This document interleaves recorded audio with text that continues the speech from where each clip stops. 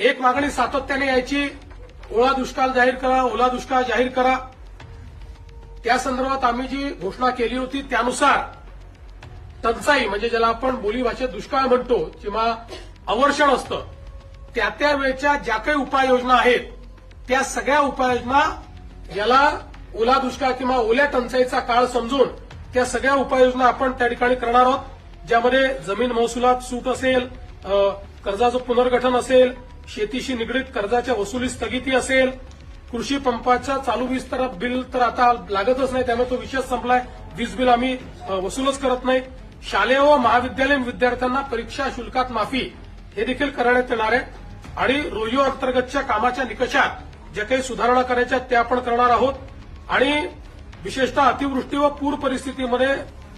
हे जे काही तालुके आपण जाहीर केले आहेत तिथे शेतीच्या वीज पंपाची जी काही वीज जोडणी आहे ती त्या ठिकाणी अबाधित राहील, त्याचं नुकसान झालं असेल तर त्याची भरपाई मिळेल. अशा सगळ्या गोष्टी ज्या आपण दुष्काळाच्या म्हणजे टंचाईच्या काळात करतो त्या सगळ्या गोष्टी आता देखील आपण या ठिकाणी लागू केलेल्या आहेत.